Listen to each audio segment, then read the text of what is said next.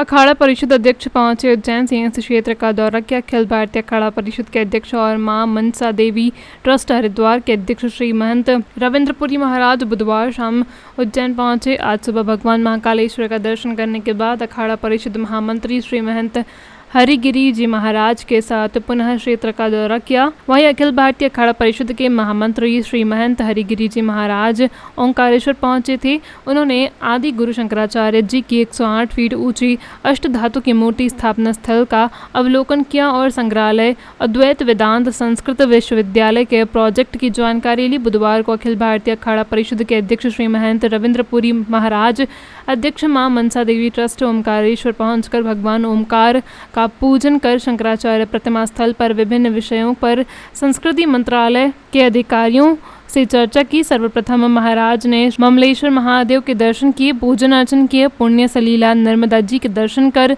पूजन अर्चन करने के बाद जूना अखाड़ा के इंद्रेश्वर महादेव मंदिर में अभिषेक किया। इसके बाद महाराज ने ओंकारेश्वर के साधु संतों एवं बाहर से आए हुए संतों के साथ बैठ करके ओंकारेश्वर के प्रमुख साधु संतों से चर्चा की और अन्य स्थानीय लोगों से भी चर्चा करने के बाद उन्होंने कहा कि आदि गुरु शंकराचार्य जी महाराज ने ओंकारेश्वर में गुरु गोविंद पदाचार्य से दीक्षा ली थी। मुख्यमंत्री शिवराज सिंह चौहान के नेतृत्व में सरकार ओंकारेश्वर में आदि गुरु शंकराचार्य जी की मूर्ति स्थापना और संग्रहालय अद्वैत वेदांत विश्वविद्यालय आदि का जो प्रोजेक्ट बनाया गया है वह स्वागत योग्य है।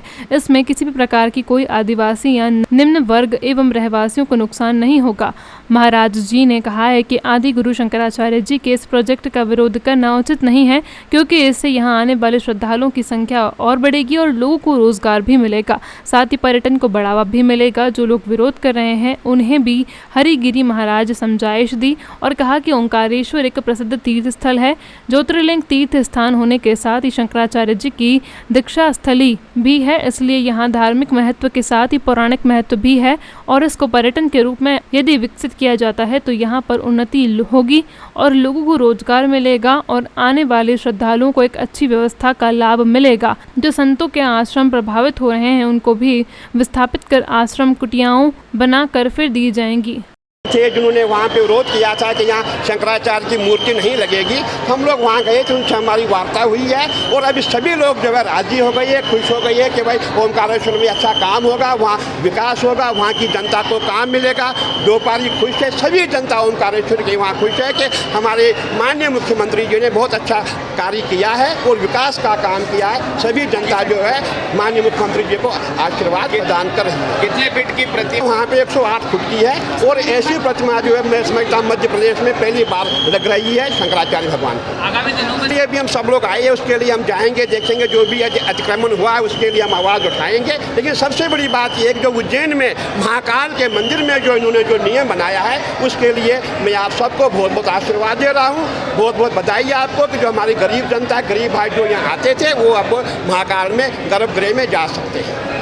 कोई गरीब व्यक्ति है वो महाकाल में आ नहीं पाता है। हमारे एडीएम साहब ने, कलेक्टर साहब ने, जो भी यहाँ का शासन प्रशासन है, सब ने एक मीटिंग की है। उसके बाद उन्होंने ये एक निर्णय लिया है कि जो भी यहाँ की गरीब जनता, जो भी गरीब व्यक्ति यहाँ आता है उनको बिना टिकट के जो है मंदिर में आने दिया जाएगा। इसलिए मैं आप सबको आशीर्वाद देता हूँ, आप सबका आभार, आप सबको साधुवाद। अब किसी प्रकार का शुल्क लिया जाएगा या नहीं? नहीं, देखिए आप जो है जो हमारे शासन ने, प्रशासन ने जो कार्य किया है, बहुत अच्छा काम किया है। ये जो है साधु, इनको बहुत बहुत आशीर्वाद, साधुवाद।